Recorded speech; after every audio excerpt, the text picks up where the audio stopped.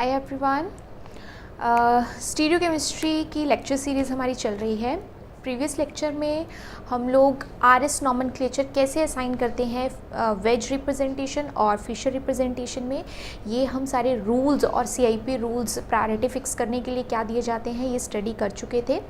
आज हम स्टार्ट करेंगे एग्जांपल्स के साथ कि वेज रिप्रेजेंटेशन में आरएस कैसे करेंगे, एज वेल फिशर में कैसे करेंगे, या वेज के जैसे और कोई भी सिस्टम हमारे पास है तो उसमें आरएस कैसे असाइन किया जाता है। ठीक है, तो काफ़ी इंपॉर्टेंट लेक्चर रहने वाला है, ये हेल्पफुल होगा आपके लिए। देखो, जो फर्स्ट एग्जाम्पल है, फर्स्ट एग्जाम्पल में सबसे पहले तो आपको ढूंढना क्या होता है कि कोई कायरल सेंटर प्रेजेंट है या नहीं। यस, यहाँ पे ये कायरल सेंटर प्रेजेंट है, तो कायरल सेंटर अगर है और हमें ओरिएंटेशन भी डिफाइंड है तो हम वेज रिप्रेजेंटेशन के अकॉर्डिंग यहाँ आरएस कर सकते हैं। क्यों? क्योंकि देखो, इसमें दो बॉन्ड हैं ऑन द प्लेन, एक है टूवर्ड्स, एक है अवे। तो सिंपली हमारे पास जिस तरीके से आरएस होना चाहिए वैसे हम असाइन कर सकते हैं। सो यहाँ डायरेक्ट अटैच्ड हमारे पास कौन सा एटम है? ऑक्सीजन। तो ये आ गया हमारे पास फर्स्ट। उसके बाद इस तरफ भी है कार्बन, इस तरफ भी है कार्बन, बट ये कार्बन डबल बॉन्ड वाला है। इट मीन्स इसके पास यहाँ क्या अटैच्ड है? यहाँ क्या अटैच्ड है? एक हाइड्रोजन, और आगे डबल बॉन्ड है तो डुप्लीकेट करने पे दो कार्बन। और यहाँ पे क्या है? CH2, ये भी H, ये भी H। इट मीन्स दो हाइड्रोजन और एक फर्दर क्या है? कार्बन। तो अब क्लियरली पता चल रहा है कि ये ऑक्सीजन वाले बॉन्ड को तो फर्स्ट हमने दे दी थी प्रायोरिटी, सेकंड उसे जाएगी जिसके पास दो कार्बन है, थर्ड उसे जाएगी जिसके पास एक कार्बन है, और फोर्थ हाइड्रोजन को। तो ये कुछ ऐसे बन रही है हमारे पास। फर्स्ट यहाँ पे आया, देन यहाँ सेकंड आया, यहाँ हमारे पास थर्ड आया, और फोर्थ प्रायोरिटी हमारे पास है बिलो द प्लेन। अब हम क्या करेंगे? अब हम ज्वाइन करेंगे फर्स्ट को सेकेंड से, सेकेंड को थर्ड से। ज्वाइन करते हुए जब हमें पता चल रहा है कि ये हमारे पास रोटेशन आ रही है कैसी? क्लॉकवाइज। तो फोर्थ प्रायोरिटी कहाँ है? Below the plane. तो वेज रिप्रेजेंटेशन में कहा गया था कि अगर फोर्थ प्रायोरिटी है बिलो द प्लेन और अगर आपके पास हायर प्रायोरिटी से लोअर प्रायोरिटी की तरफ जाते हुए रोटेशन क्लॉकवाइज होती है तो हमारे पास ये होगा आर कन्फिग्रेशन। तो ये हमारे पास क्या होगा? R configuration. ठीक है, सिंपल है। अब इसके बाद मूव करते हैं सेकंड पे। हमें थोड़ा सा स्पेस मिल जाए सॉल्व करने के लिए, इसलिए जो जो एग्जाम्पल होते जाएंगे उन्हें मैं यहाँ पे रब कर दूँगी। जो सेकंड एग्जाम्पल है इसमें ये कायरल सेंटर है हमारे पास। ठीक है, ब्रोमीन है, सल्फर है, मिथाइल में कार्बन है, और CH2 CH3, इथाइल में भी कार्बन है। तो हमें पता है ब्रोमीन का सबसे एटॉमिक नंबर हायर है फर्स्ट, उसके बाद है सल्फर का सेकेंड, बट हमें प्रॉब्लम है थर्ड और फोर्थ में। तो उसके लिए हमें क्या करना पड़ेगा? इस कार्बन की फर्दर बॉन्डिंग देखनी पड़ेगी। तो इसके पास हैं दो हाइड्रोजन और एक कार्बन, जबकि मिथाइल के पास फर्दर तीनों बॉन्ड किसके साथ है? हाइड्रोजन के साथ। तो अब क्लियर हो गया कि इसके पास कार्बन है, it means higher atomic number, तो इसे जाएगा थर्ड, और ये हमारे पास है फोर्थ। तो अब आपके पास कुछ ऐसा बन रहा है कि यहाँ आपके पास आ गया थर्ड, यहाँ आ गया सेकंड, यहाँ आ गया फर्स्ट, और फोर्थ प्रायोरिटी का दिया है अबव द प्लेन। ठीक है, तो जब फोर्थ प्रायोरिटी का अबव द प्लेन है तब हमें क्लॉकवाइज से मिलता है S, एंटी क्लॉकवाइज से मिलता है R। तो 1 को 2, 2 को 3 से जब हमने ज्वाइन किया, 1 को 2, 2 को 3 से जब हमने ज्वाइन किया तो कैसी रोटेशन है ये? Anti clockwise. कैसी रोटेशन है? Anti clockwise. और फोर्थ प्रायोरिटी का ग्रुप कहाँ है हमारे पास? Above the plane. तो नॉर्मली जब क्लॉकवाइज होता तो अबव द प्लेन, सॉरी, जब क्लॉकवाइज होता हमारे पास, ठीक है, नॉर्मल कंडीशन में, और fourth priority below the plane है तो R होता, एंटी क्लॉकवाइज से S होता, बट यहाँ अपोजिट हो रहा है क्योंकि फोर्थ प्रायोरिटी है अबव द प्लेन। तो इस हिसाब से हमारे पास ये क्या है? अगर fourth priority above the plane है तो 1 2 3 इसको ज्वाइन करते हुए एंटी क्लॉकवाइज से आएगा R, जो नॉर्मल कंडीशन में आता है S। ठीक है, क्लियर हो गया? तो इस तरीके से ये हमारे पास बिलो द प्लेन वाला भी हो गया, अबव द प्लेन वाला भी हो गया। अब आते हैं हम थर्ड एग्जाम्पल पे। ये ज़रूरी नहीं है कि किसी सिस्टम में हमारे पास कोई एक ही कायरल सेंटर होगा, मल्टीपल कायरल सेंटर भी हो सकते हैं। ठीक है, तो इस केस में क्या हो रहा है कि ये हमें कायरल सेंटर मिल रहा है और यहाँ पे ओरिएंटेशन भी वेल डिफाइंड है, तो हम यहाँ क्या करेंगे, वही चीज़ की प्रायोरिटी फिक्स करना स्टार्ट कर देंगे। ठीक है, तो अब अगर इस मॉलिक्यूल को थोड़ा सा मैं यहाँ पे और अच्छे से एलैबोरेट करके लिखूँ ताकि सब्स्टिट्यूएंट्स को लिखने में कोई दिक्कत ना आए, है ना, तो ये कुछ ऐसे है। अब देखो इस पोजीशन पे यहाँ पे कार्बन, यहाँ पे कार्बन, यहाँ पे कार्बन, यानी जो डायरेक्ट अटैच्ड कार्बन है वहाँ से तो हमें डिफरेंस नहीं मिलेगा, हमें फर्दर देखना पड़ेगा। तो फर्दर हमारे पास ये कैसा है, CH2 ना, मतलब 2 हाइड्रोजन, और इसके पास फर्दर किसके साथ बॉन्डिंग है, कार्बन के साथ।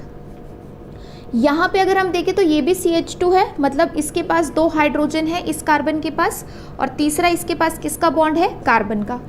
और अगर मैं इस पोजीशन पे देखूँ तो ये डबल बॉन्ड है, तो मतलब 2 बार कार्बन लिख दो, और तीसरा मिथाइल है तो उसका भी कार्बन डायरेक्ट अटैच्ड है, मीन्स 3 कार्बन इसके पास फर्दर बॉन्डिंग में जा रहे हैं।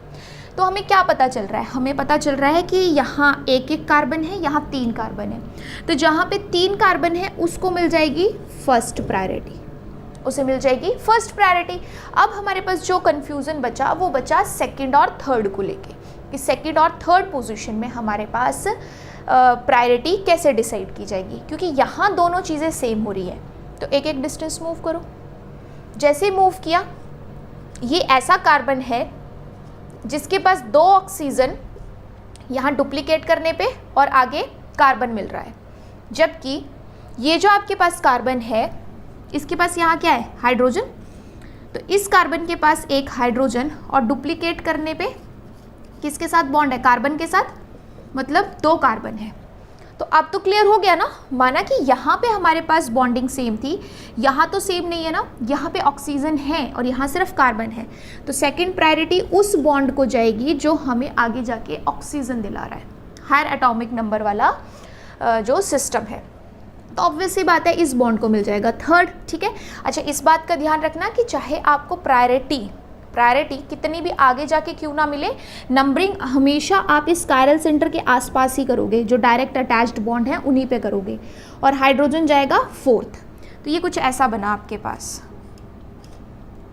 फर्स्ट, सेकंड, थर्ड और 4th प्रायोरिटी का बिलो द प्लेन। सो 1 2 3 किस तरीके की रोटेशन है, एंटी क्लॉकवाइज, और 4th प्रायोरिटी का ग्रुप कहाँ है, below the plane. That's why कौन सी कन्फिग्रेशन, S कन्फिग्रेशन।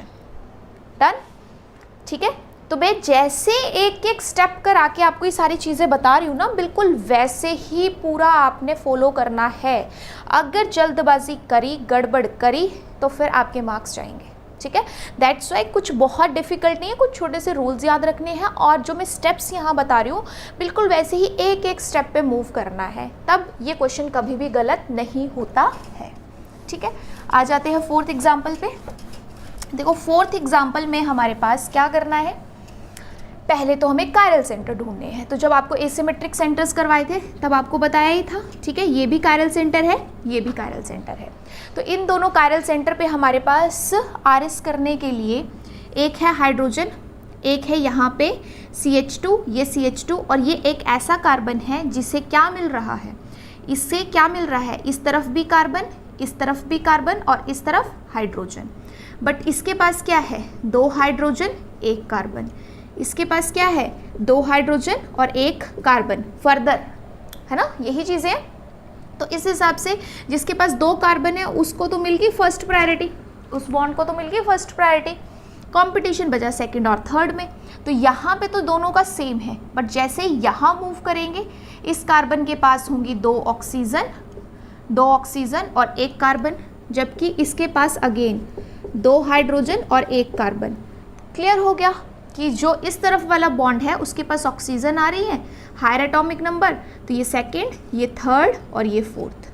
तो इस सेंटर पे कुछ ऐसा बन रहा है, ये है फर्स्ट, ये है सेकंड, ये है थर्ड, और 4th प्रायोरिटी है below the plane. So 1 2 and 3 किस तरीके की rotation, anti clockwise. And fourth priority का ग्रुप कहाँ प्रेजेंट है आपके पास? Below the plane. That's why यहाँ पे जो आपके पास प्रायोरिटी हमने दी है वो किसे दी है? अभी तक सिर्फ इस सेंटर को दी है, ठीक है। अभी दूसरे की बात करनी है तो ये स्पेसिफिकली हमें पता होना चाहिए कि हम कौन से सेंटर की बात कर रहे हैं। तो ये जो आपके पास वैल्यू आई है ये अभी एक ही कायरल सेंटर की आई है। क्लियर हो गया ना सबको कैसे किया हमने चेक? ठीक है, अब इस दूसरे सेंटर की बात भी करते हैं। इस दूसरे सेंटर के लिए हम दोबारा ड्रॉ कर लेते हैं, एक ही मॉलिक्यूल में सारी खिचड़ी नहीं पकानी है, ठीक है। बिल्कुल क्लियर क्लियर लिखना है। यहाँ की बात हो रही है तो यहाँ पे भी सेम वही चीज़ आ गई कि ये वाला बॉन्ड तो जाएगा फर्स्ट, कंपटीशन इन दोनों में, तो ये CH2 सेम आगे मूव करेंगे, यहाँ ऑक्सीजन आ जाएगा इसलिए ये सेकेंड और ये वाला थर्ड और ये हाइड्रोजन फोर्थ। बिल्कुल वैसे ही हो रहा है जैसे यहाँ पे है, सिर्फ थोड़ा सा अब हमारे पास पोजीशन अलग है। अब ये फर्स्ट है, ये सेकेंड है, ये थर्ड है और फोर्थ प्रायोरिटी है below the plane. It means 1 2 3 कैसी रोटेशन? क्लॉकवाइज। और फोर्थ प्रायोरिटी का group below the plane. It means कौन सी कन्फिग्रेशन? R। तो अब आपके पास ये जो सेंटर था इस सेंटर पे है S कन्फिग्रेशन और ये जो हमारे पास सेंटर है इस पे है R कन्फिग्रेशन। तो ये ज़रूरी नहीं है कि किसी एक मॉलिक्यूल में हमारे पास एक ही तरीके की कन्फिग्रेशन होगी, मल्टीपल कायरल सेंटर हो सकते हैं और अगर मल्टीपल कायरल सेंटर है तो उसमें हमारे पास मल्टीपल टाइप की कन्फिग्रेशंस सेम डिफरेंट मिल सकती है, ठीक है। तो ये हो गया हमारे पास यहाँ पे क्वेश्चन नंबर 4 जिसमें दोनों सिस्टम्स के लिए, दोनों सेंटर्स के लिए हमने अलग अलग चेक करके बता दिया। डन? ओके। अब वेज रिप्रेजेंटेशन वाले रूल्स इसके अलावा जैसे हम देख रहे हैं मोनोसाइक्लिक या बाईसाइक्लिक, ये फ्यूज्ड कंपाउंड है, यहाँ पे भी हो रहा है, ओपन चेन में भी हो रहा है। तो वेज वाले रूल हमारे पास जैसे ये मोनोसाइक्लिक रिंग है इन पे भी अप्लाई होते हैं। बस यहाँ फ़र्क क्या है कि रिप्रेजेंटेशन अलग तरीके से दी है। जैसे कई बार सपोज हो सकता है आपके पास ऐसे दी हो 5 मेंबर्ड रिंग में, यहाँ OH है, यहाँ मिथाइल है, यहाँ H है, यहाँ पे H है, कुछ भी करके ऐसे आपको दे सकता है साइक्लिक में, ठीक है। ऐसे भी रिप्रेजेंट किया जाता है। तो अगर ऐसे रिप्रेजेंट किया है तो फिर आपको एग्जैक्ट पता होना चाहिए ना कौन सा अबव है कौन सा बिलो, तभी आप वेज रिप्रेजेंटेशन वाले रूल्स को अप्लाई कर सकते हो। तो उसके लिए हमें क्या करना पड़ता है कि जैसे ये ही फॉर्म दी है सपोज, तो इसकी 5 मेंबर्ड फॉर्म जो है ये प्लेनर, ये हम वैसे लिखेंगे, बट जो भी सब्स्टिट्यूएंट रिंग के अंदर आ रहे हैं, अभी रिंग के अंदर है ना, जो भी सब्स्टिट्यूएंट रिंग के अंदर आ रहे हैं उनको हम एज्यूम करते हैं अप, उनको हम एज्यूम करते हैं अप या above the plane, above the plane. तो यहाँ पे OH तो यहाँ पे Me, ठीक है। वैसे ही यहाँ पे Me तो यहाँ पे OH, ये दोनों हो गए अप। और अगर ये दोनों अप है जो रिंग के अंदर है, तो ये जो हमारे पास रिंग के बाहर है इन्हें हम क्या कहेंगे? डाउन। तो ये मेरे पास H डाउन, ये H मेरे पास यहाँ पे डाउन। तो यहाँ पे भी ये दोनों रिंग से बाहर थे इसलिए HH डाउन, ठीक है। तो यहाँ पे एक चीज़ आप और नोटिस करो कि देखो मैंने इस सॉलिड वाली चीज़ को, है ना, सॉलिड वाले ग्रुप को अगर लेफ़्ट की तरफ ओरिएंटेशन दी है तो यहाँ पे मिथाइल की ओरिएंटेशन भी लेफ़्ट साइड दी है। OH की भी अगर लेफ़्ट साइड दी है तो मिथाइल की भी लेफ़्ट साइड दी है। ये हमारे पास सेम ही रखना है, ऐसे नहीं कि एक OH आप सॉलिड वाला ऐसे कर दे रहे हो दूसरे को ऐसे कर दे रहे हो, ये थोड़ा सा ध्यान रखना, ठीक है। अगर लेफ़्ट है तो दोनों लेफ़्ट साइड को ही ओरिएंटेड होनी चाहिए, अगर राइट है तो दोनों राइट ही होने चाहिए। दोनों कौन? अप वाले या दोनों डाउन वाले, ठीक है। तो इस तरीके से जब आपके पास आ गया, आफ्टर दैट आप इन सेंटर्स पे RS आसानी से कर सकते हो। सो दैट्स योर होमवर्क, ठीक है। ये अब आप लोगों के लिए है होमवर्क कि ये जो 4 कायरल सेंटर आपको नज़र आ रहे हैं इनमें वेज रिप्रेजेंटेशंस वाले रूल को अप्लाई करते हुए आपने RS असाइन करना है, ठीक है।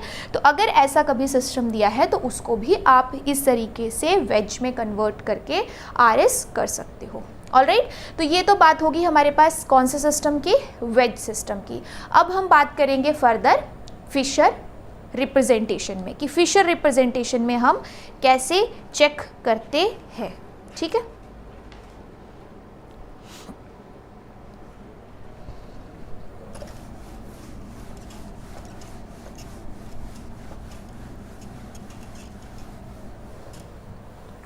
देखो फिशर रिप्रेजेंटेशन में हमारे पास 2 रूल्स बताए थे आपको, है ना, तो उन्हीं रूल्स को हम यहाँ पे ध्यान में रखेंगे कि वर्टिकल पे है या हॉरिजॉन्टल पे है। वर्टिकल पे है 4th प्रायोरिटी वाला ग्रुप तो क्लॉकवाइज से R, एंटी क्लॉकवाइज से S। अगर हॉरिजॉन्टल पे है 4th प्रायोरिटी वाला ग्रुप तो हमारे पास क्लॉकवाइज से S, एंटी क्लॉकवाइज से R, अपोजिट था। तो वही रूल्स को हम यहाँ पे ध्यान में रखेंगे। सपोज अभी आपके पास हम बस इतना ही करते हैं, है ना, और ये हमारे पास है CH3। तो जैसे एक सेंटर है हमारे पास, कायरल सेंटर है, डायरेक्ट अटैच्ड है ऑक्सीजन, यहाँ कार्बन, यहाँ हाइड्रोजन, यहाँ कार्बन। तो ऑक्सीजन को फर्स्ट, हाइड्रोजन को 4th, मतलब फर्स्ट और लास्ट का हमें क्लियर हो चुका है, बस कंफ्यूजन है सेकंड और थर्ड में। तो इस कार्बन के पास फर्दर है 3 हाइड्रोजन, जबकि इस कार्बन के पास फर्दर डबल बॉन्ड O है, मतलब 2 ऑक्सीजन और एक यहाँ डायरेक्ट भी ऑक्सीजन है। तो क्लियर हो गया, फर्स्ट इसे, सेकंड COH को, थर्ड CH3 को। तो अब आपके पास कैसे आई कि ये फर्स्ट, ये सेकंड, ये 4th, ये थर्ड। तो हमें पहले ज्वाइन करना है 1 2 3, कैसी रोटेशन, एंटी क्लॉकवाइज। और इस एंटी क्लॉकवाइज रोटेशन में 4th प्रायोरिटी वाला ग्रुप कहाँ है, हॉरिजॉन्टल लाइन पे।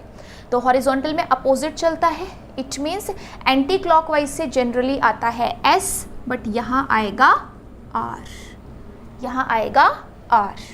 क्लियर हो गया।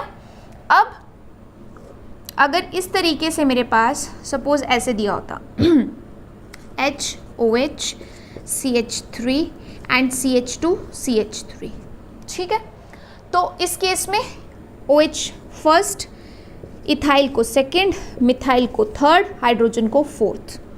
तो अब मेरे पास ये है फर्स्ट, ये है सेकंड, ये है थर्ड, ये है 4th।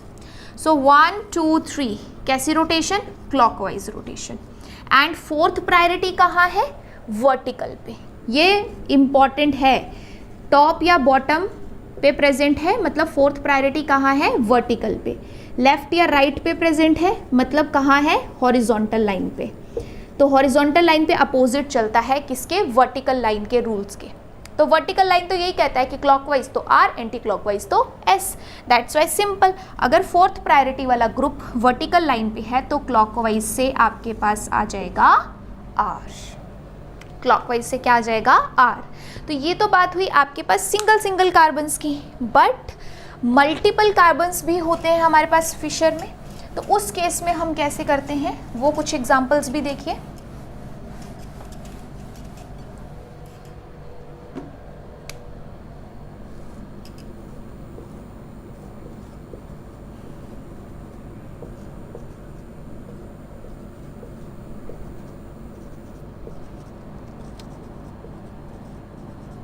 देखो इसमें ये भी कायरल सेंटर है, ये भी कायरल सेंटर है, ये भी कायरल सेंटर है।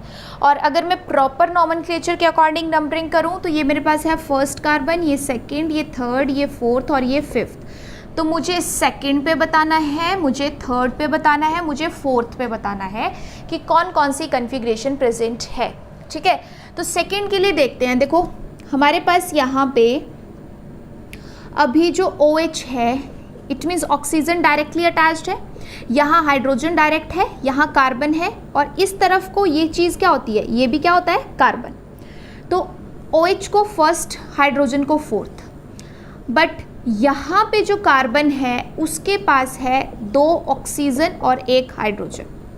बट ये जो हमारे पास कार्बन है, क्योंकि इसके लिए 4th बॉन्ड यही वाला है ना, तो इस कार्बन के पास क्या है, 1 ऑक्सीजन, 1 हाइड्रोजन और फर्दर कार्बन। इट मीन्स बिल्कुल क्लियर हो चुका है कि जिसके पास यहाँ 2 ऑक्सीजन है ये लेके जाएगा हमारे पास सेकंड प्रायोरिटी, और ये हमारे पास थर्ड। तो जो सेकंड पोजीशन है उस पर कुछ ऐसा बन रहा है, यहाँ है फर्स्ट, यहाँ है सेकेंड, यहाँ है थर्ड और यहाँ है फोर्थ। तो हमारे पास ये ऐसे 1 2 देन 3 कैसी रोटेशन, क्लॉकवाइज। और फोर्थ प्रायोरिटी कहाँ है, हॉरिजॉन्टल लाइन पे। तो जनरली वर्टिकल लाइन पे होता है तो क्लॉकवाइज से R, एंटी क्लॉकवाइज से S, बट यहाँ पे क्योंकि हमारे पास हॉरिजॉन्टल पे है तो क्लॉकवाइज से क्या आएगा, S। तो सेकेंड कार्बन पे हमारे पास कौन सी कन्फिग्रेशन प्रेजेंट है, S। इस तरीके से आप थर्ड पे कर लेते हैं, ठीक है। थर्ड पे जब हम कर रहे हैं तो हमने क्या देखा, यहाँ है OH, यहाँ है H, OH CHO, OH H and CH2OH, ठीक है। तो इस कार्बन पे डायरेक्ट क्या क्या अटैच्ड है, ऑक्सीजन, हाइड्रोजन, इस तरफ भी कार्बन, इस तरफ भी कार्बन। तो ऑक्सीजन का एटॉमिक नंबर हायर है तो फर्स्ट प्रायोरिटी, हाइड्रोजन का सबसे लास्ट है इसलिए फोर्थ प्रायोरिटी। अब अपने पास यहाँ पे भी कार्बन है, यहाँ भी कार्बन है। इस कार्बन की बॉन्डिंग किस किस के साथ है, ऑक्सीजन के साथ डायरेक्ट, हाइड्रोजन के साथ डायरेक्ट, कार्बन के साथ। यहाँ इस कार्बन का देखें तो इसकी बॉन्डिंग किसके साथ है, हाइड्रोजन के साथ, दूसरी तरफ ऑक्सीजन के साथ, तीसरी तरफ कार्बन के साथ। बिल्कुल सेम हो गया। यहाँ carbon hydrogen oxygen, carbon hydrogen oxygen same है, नहीं मिली डिफ्रेंशिएशन, मतलब फर्दर मूव करो। फर्दर यहाँ पे ये आपके पास है लार्ज ग्रुप CHO और यहाँ पे है आपके पास CH2OH। तो इस कार्बन के पास अब क्या क्या है, 2 ऑक्सीजन 1 हाइड्रोजन, और इस कार्बन के पास क्या क्या है, 2 हाइड्रोजन और 1 ऑक्सीजन। सॉर्टेड। यानी जिसके पास यहाँ ऑक्सीजन ज़्यादा है उन्हीं का एटॉमिक नंबर हायर रहेगा। इट मीन्स फर्स्ट और फोर्थ तो डिसाइड हो गया था, ये वाली चेन हायर नंबर लेके जा रही है इसलिए इस पे आएगा सेकंड और ये डाउन वाली चेन पे आएगा थर्ड। तो ये कुछ आपके पास ऐसा बन रहा है, ये फर्स्ट, ये फोर्थ, ये सेकंड और ये थर्ड, ठीक है। अब रोटेट करेंगे तो 1 2 3 कैसी रोटेशन, 1 से 2, 2 से 3 कैसी रोटेशन, एंटी क्लॉकवाइज। और फोर्थ प्रायोरिटी का कहाँ प्रेजेंट है, हॉरिजॉन्टल लाइन पे। यानी नॉर्मली एंटी क्लॉकवाइज से क्या होता है S, बट जब फोर्थ प्रायोरिटी वर्टिकल पे होता है तो एंटी क्लॉकवाइज से R। इट मीन्स थर्ड पे आपके पास कौन सी कन्फिग्रेशन प्रेजेंट है, R। So that's how RS in Fischer representation work. Fourth position पे R है या S, दैट्स योर होमवर्क, ठीक है। तो 3 कायरल सेंटर थे, 2 कायरल सेंटर का मैंने आपको बता दिया कैसे चेक करते हैं। तीसरे कायरल सेंटर का या नंबर के हिसाब से देखें तो फोर्थ पोजीशन का हमारे पास क्या कन्फिग्रेशन रहेगा, R या S, ये आपको करना है बिल्कुल इन्हीं रूल्स और इन्हीं सारे कंसेप्ट्स को फॉलो करते हुए, ठीक है। सिंपल है, हो जाएगा। बस स्टेप टू स्टेप जैसे मैंने ये चीज़ें सिखाई हैं बिल्कुल वैसे ही चलना है, एकदम जंप नहीं करना है, ओके। अब इसके अलावा हम वेज रिप्रेजेंटेशन वाले रूल्स को कहाँ अप्लाई कर सकते हैं। एक सिस्टम होता है हमारे पास नॉरबोर्नेन। नॉरबोर्नेन सिस्टम कैसा होता है, ऐसा कुछ, ठीक है। तो इस नॉरबोर्नेन सिस्टम में भी RS करवाया जाता है। अब ये एक्चुअली है कैसा सिस्टम और आप इसको स्टीरियो में देखोगे कैसे, इमेजिन कैसे करोगे, वो पहले आपको पता होना चाहिए। अगर मैं प्लेनर फॉर्म में इसे ड्रॉ करूं तो ये ऐसा बाईसाइक्लिक कंपाउंड है, ठीक है। 2 5 मेंबर्ड रिंग्स यहाँ पे आपस में ज्वाइन हो रही है, बाईसाइक्लिक कंपाउंड है, 2 साइकिल 5 बट ये एक्चुअल में कुछ ऐसे अपीयर करता है। और इसकी अपीयरेंस अगर मैं आपको एक्चुअल में बताऊं तो कुछ इस तरीके से होती है, ओपन बुक लाइक, ऐसे ओपन बुक लाइक, ठीक है। तो ये जो आपके पास यहाँ पे ये 2 एंड्स हैं, मतलब ये 2 कार्बन, इस तरफ के ये जो दो एंड्स हैं, मतलब ये दो कार्बन और ये कार्बन आपस में एक ब्रिज के थ्रू जुड़ रहा है। एक ऐसे, ये जो कार्बन है ऐसे ऊपर है, ठीक है, तो इस कार्बन को इस कार्बन के साथ एक ब्रिज ऐसे ज्वाइन कर रहा है। सो ओपन बुक लाइक ऐसा कुछ स्ट्रक्चर इसका रहता है नॉर्बोरियन सिस्टम का। And if you are the observer, तो आपको ये वाला कार्बन जो है ये टूवर्ड्स की तरह नज़र आएगा। ये कार्बन आपके लिए रहेगा टूवर्ड्स द ऑब्जर्वर और ये वाला कार्बन आपके लिए रहेगा अवे फ्रॉम द ऑब्जर्वर। तो जब इन दो ब्रिज हेड पोजिशन पे हमें RS करना होता है, तो यहाँ जो हाइड्रोजन लिया जाता है उस हाइड्रोजन को टूवर्ड्स द ऑब्जर्वर मानते हैं सॉलिड हमेशा, और इस कार्बन पे जो हाइड्रोजन लिया जाता है उसे अवे फ्रॉम द ऑब्जर्वर हमेशा ब्रोकन फॉर्म में दिखाया जाता है। और बाकी इन 4 कार्बन्स पे नॉर्मली कैसे देखते हैं वो मैं आपको भी बता देती हूँ। एक चीज़ और, ये जो नॉर्बोरियन सिस्टम होता है इसकी ये जितनी भी ये सारी कैविटी है, इतनी ये जो सारी कैविटी है, इस सारी कैविटी को कहते हैं एक्सो। और ये वाली जो आपके पास थोड़ी सी दिख रही है स्पेस जहाँ पे ज़्यादा स्टेरिक हिंड्रेंस है, ज़्यादा स्पेस नहीं है, ये वाली कैविटी है endo cavity, ENDO, endo cavity. और ये ज़्यादा एरिया वाली है ये एक्सो कैविटी, ठीक है। तो ये कुछ आपके पास इस नॉर्बोरियन सिस्टम के बारे में इंट्रोडक्शन था। क्या बताया मैंने अभी कि ये वाला सारा पार्ट आपके पास होता है एक्सो और ये वाला पार्ट होता है आपके पास एंडो।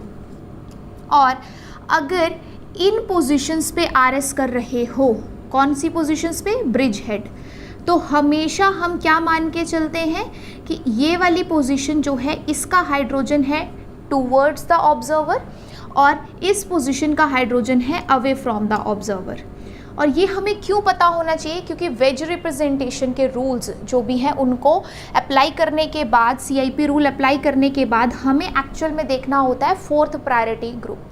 और जब हाइड्रोजन है तो हाइड्रोजन से छोटा तो क्या ये एटॉमिक नंबर हमारे पास यहाँ मिलेगा हमें नॉर्मल कंपाउंड्स में, दैट्स वाई 4th प्रायोरिटी पे हाइड्रोजन ही रहेगा। तो हमें फिक्स हो चुका है कि इस कार्बन पे 4th priority towards the observer है या अबव द प्लेन है, इस कार्बन पे 4th priority below the plane या अवे फ्रॉम द ऑब्जर्वर है। इट मीन्स इन दोनों सेंटर्स पे अब हम RS बहुत आसानी से कर सकते हैं।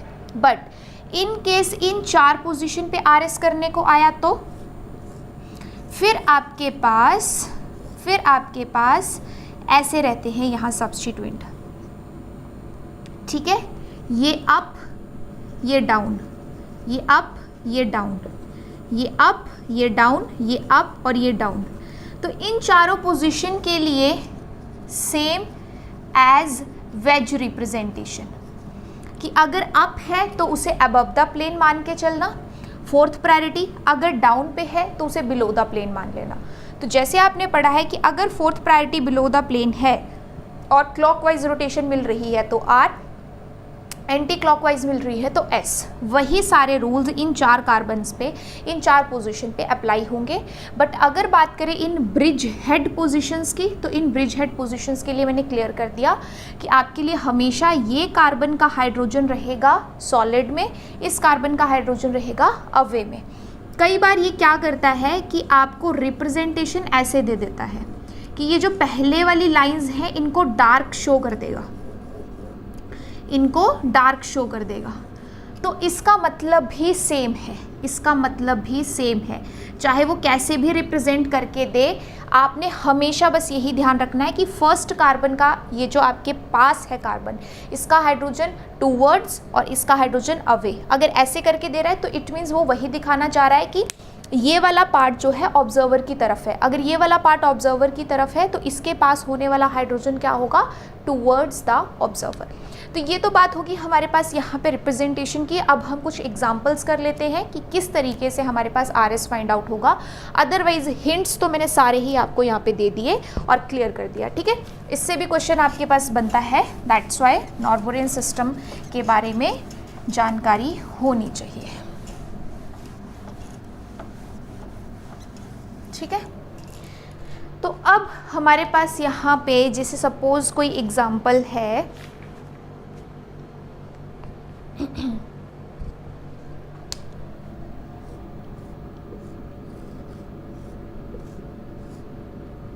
ऐसा। तो अब कायरल सेंटर ये भी है, कायरल सेंटर ये भी है, जब तक इस फॉर्म में था ना तब तक नो कायरल सेंटर। जब तक इस फॉर्म में था, आप चाहे चेक कर लेना, हर एक कार्बन पे कहीं भी कायरल सेंटर नहीं मिलेगा। जब किसी तरफ कोई सब्स्टिट्यूशन हो जाता है, कोई डबल बॉन्ड लग गया, कोई कार्बोनिल सिस्टम लग गया, कोई और सब्स्टिट्यूएंट लग गया, फिर हमारे पास कायरलिटी अराइज होने के चांसेस हो जाते हैं। अदरवाइज दोनों तरफ सेम इन्वायरमेंट रहेगा तो आपके पास कायरल सेंटर कैसे बनेगा। यहाँ है तो हम पहले इस कार्बन की बात करते हैं। इस कार्बन पे देखो, इस कार्बन पे क्या है, ऐसे ऐसे और ऐसे, ठीक है। तो ये तो है CH2, ये भी है CH2, यहाँ पे है CH और साथ में C और H। ये C कहाँ से आया, इस डबल बॉन्ड को डुप्लीकेट करने से। तो मुझे क्लियरली पता चल गया कि ये ऐसा कार्बन है जिसे फर्दर 2 कार्बन मिल रहे हैं, ठीक है, और 1 हाइड्रोजन मिल रहा है, जबकि इसको मिल रहा है 2 हाइड्रोजन और 1 कार्बन। और वो 1 कार्बन है कहाँ पे, ऐसे करके, ये वाला डाउन में। और इसको कहाँ मिल रहा है, इसको यहाँ मिल रहा है। तो ये CH2 एंड फर्दर ये ऐसे जा रहा है कार्बन वाला बॉन्ड, ठीक है। तो उस हिसाब से हमें यहाँ पे पहले ही पता चल गया कि इस कार्बन के पास ये वाला बॉन्ड ऐसा है जहाँ 2 कार्बन आ रहे हैं, तो इसे हायर प्रायोरिटी मिलेगी। ये और ये बॉन्ड दोनों सेम थे, ये और ये बॉन्ड दोनों सेम थे, इसलिए हम फर्दर मूव किए। तो ये वाला फर्दर यहाँ मूव करेगा। तो देखो इस कार्बन के पास क्या है, 1 हाइड्रोजन, एक तरफ भी कार्बन, दूसरी तरफ भी कार्बन, तो 2 कार्बन आ गए। जबकि यहाँ पे हमारे पास जब हम शिफ्ट किए थे, कंपैरिजन यहाँ और यहाँ पे हो रहा है ना अभी हमारे पास, क्योंकि ये तो फर्स्ट प्रायोरिटी ले गया, कंपैरिजन इन CH2 में हो रहा है। तो ये जब फर्दर मूव किया तो उसे मिले 2 कार्बन, ठीक है, और 1 हाइड्रोजन। और जब ये मूव किया तो इसे मिले 2 हाइड्रोजन और 1 कार्बन, 2 हाइड्रोजन और 1 कार्बन। तो ऑब्वियस सी बात है कि आपके पास 2 कार्बन वाला हायर प्रायोरिटी में जाएगा। तो ये आया कहाँ से था, देखो यहाँ से आया था ना। दैट्स वाई सेकंड हमारे पास ये वाला बॉन्ड है और थर्ड हमारे पास ये वाला बॉन्ड। सो 1 2 3 कैसी रोटेशन है, एंटी क्लॉकवाइज। 4th प्रायोरिटी कहाँ है, हाइड्रोजन कहाँ है आपके पास, अबव द प्लेन। तो एंटी क्लॉकवाइज से जनरली आपके पास आता है S, but above the plane हो तो हो जाता है अपोजिट। इट मीन्स यहाँ पे है R कन्फिग्रेशन, ठीक है। तो इस तरीके से जब हमने यहाँ पे चेक किया तो मैं खास किस बात का ध्यान दिलवा रही हूँ कि ये बॉन्ड जब आपके पास ऐसे गया है ना, ऐसे गया, तो उसके बाद ये डाउन यहाँ आ रहा है, फिर चाहे लेफ्ट जाओ राइट जाओ वो बाद की बात होती है, बट यहीं से डिफरेंस मिल जाएगा आपको। तो नंबरिंग जो करनी है, अगर आपको यहाँ जाके मिला है सपोज डिफरेंस, तो नंबरिंग अभी भी यहाँ पे ही करनी है, क्योंकि ये डायरेक्ट अटैच्ड है ना कायरल एटम से। तो नंबरिंग करने के लिए आपको आगे नहीं जाना है, मतलब प्रायोरिटी ढूंढने के लिए, डिफरेंशिएशन देखने के लिए आगे मूव ज़रूर करना है अगर सेम एटम्स मिल रहे हैं तो, बट नंबरिंग हमेशा ये जो कायरल सेंटर के साथ बॉन्ड्स हैं इन्हीं पे करनी है। तो वो सब हमने यहाँ पे कर दिया और उस हिसाब से आगे आर कन्फिग्रेशन। सो इस सेंटर के लिए आप लोग खुद डिसाइड करोगे, दैट्स योर होमवर्क, कि दूसरे सेंटर पे आपके पास R आता है या S, ठीक है। इस तरीके से मैं कुछ एग्जांपल्स और भी देती हूँ आपको नॉर्बोरियन सिस्टम में RS करने के लिए। ये हो गया फर्स्ट जिसमें एक सेंटर पे है, देन सेकंड जहाँ भी कायरल सेंटर मिलेंगे वहाँ पे करना है, एंड थर्ड आपके पास है ऐसे।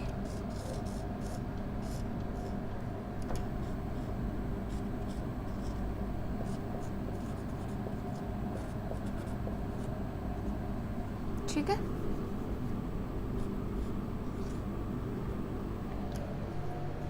यहाँ पे डबल बॉन्ड O है, डबल बॉन्ड O, ओके।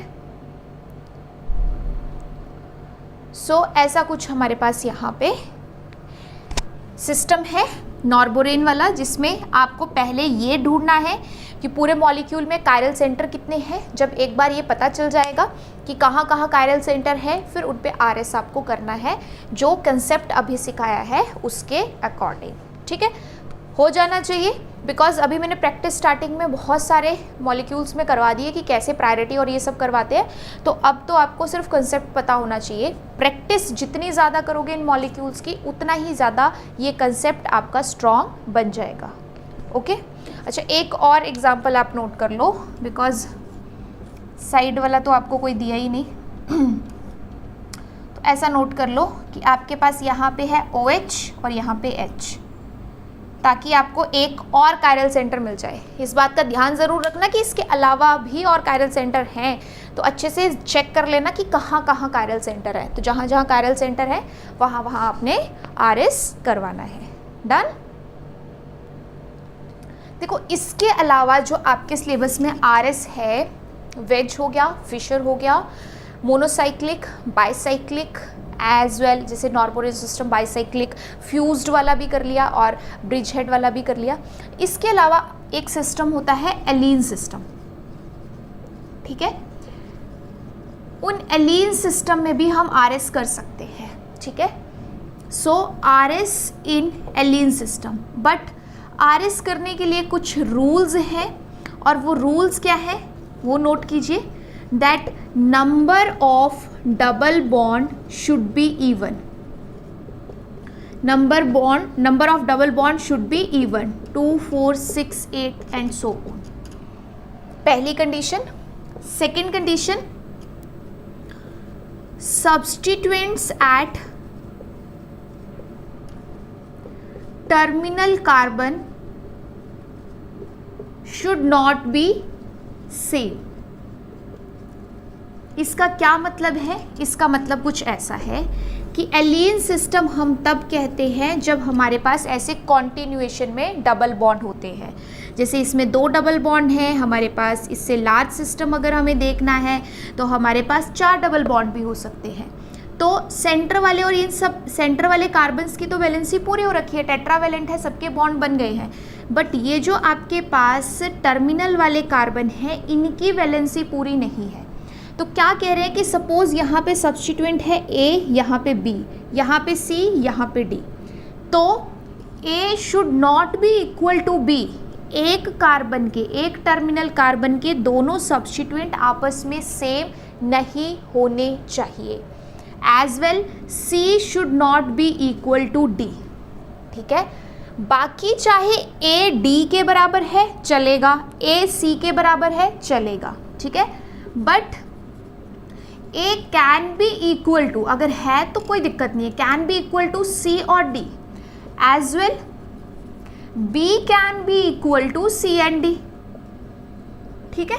उसमें कोई इशू नहीं है कि A दूसरे कार्बन के सब्स्टिट्यूएंट से मैच हो रहा है, होता रहे, B दूसरे कार्बन के सब्स्टिट्यूएंट से मैच हो रहा है, होता रहे, बट एक ही कार्बन के दोनों सब्स्टिट्यूएंट आपस में सेम नहीं होने चाहिए। तो पहली कंडीशन ये कि जब भी ऐसे कॉन्टिन्यूअस डबल बॉन्ड आपको मिलते हैं तो अगर उनका नंबर इवन है और साथ में जो टर्मिनल वाले कार्बन हैं,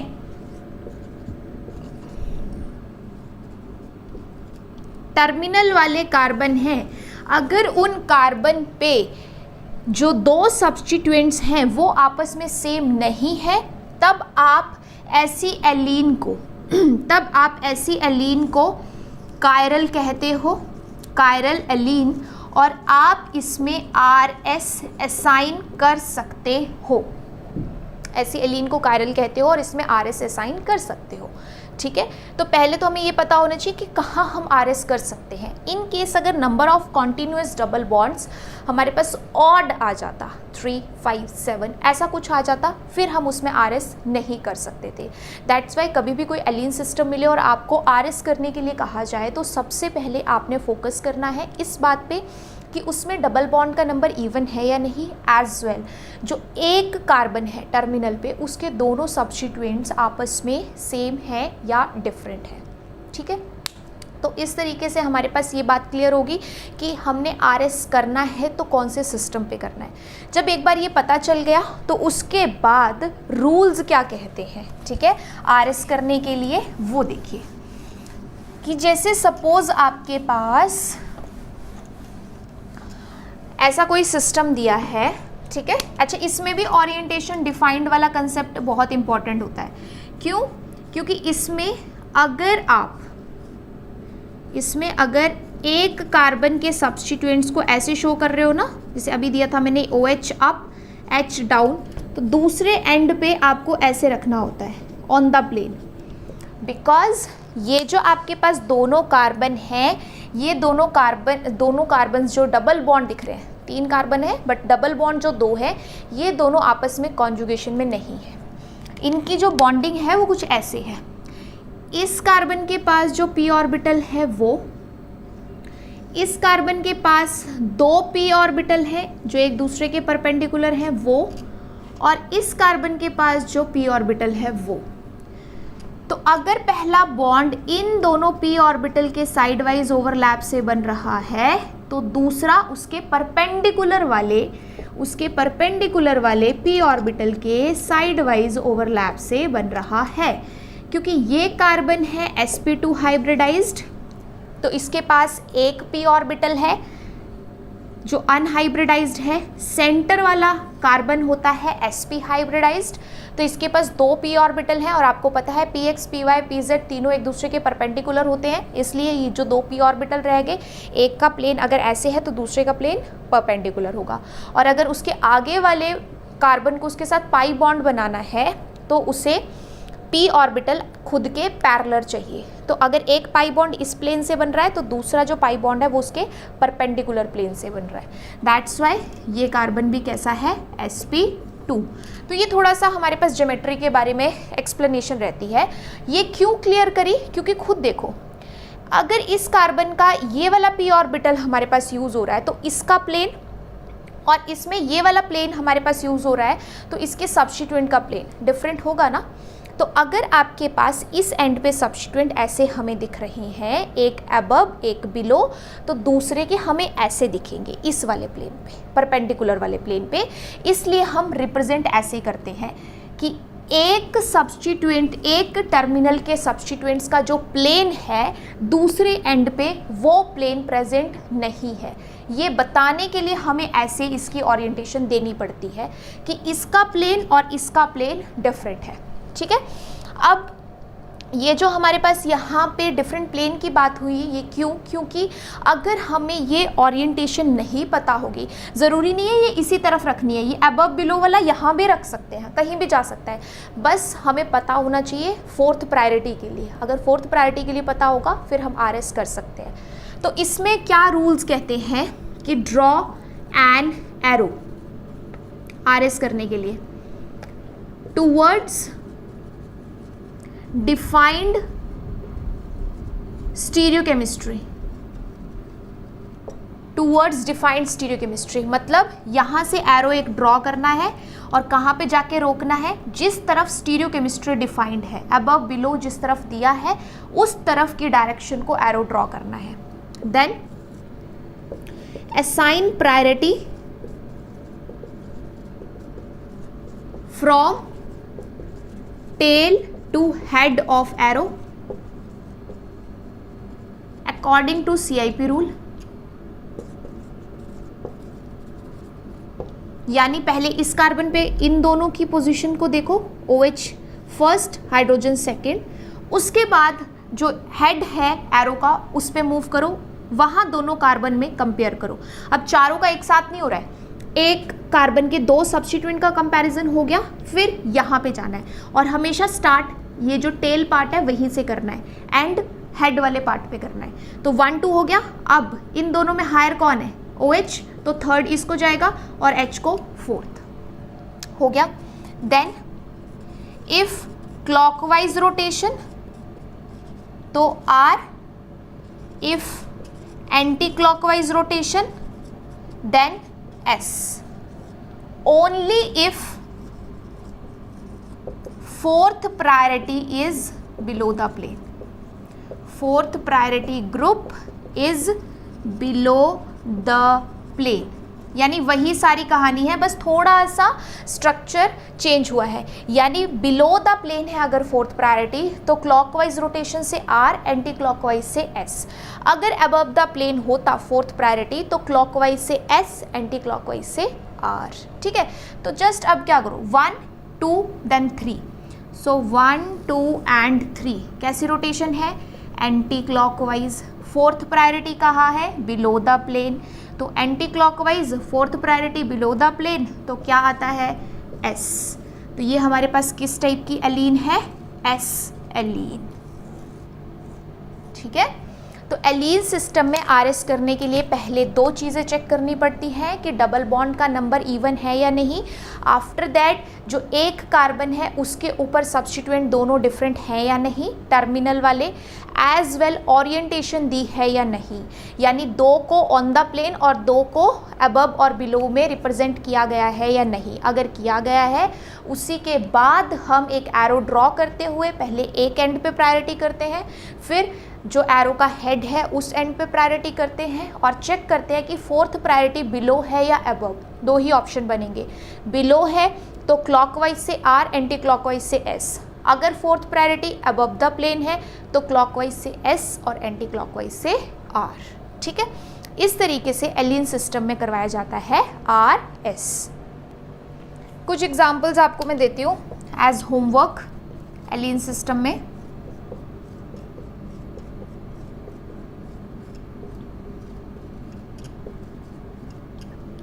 ठीक है, ताकि आप प्रैक्टिस कर पाओ अच्छे से। पहला है, फिर ये आपके पास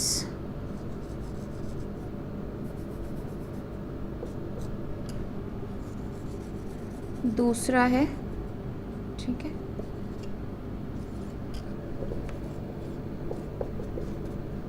एक और है,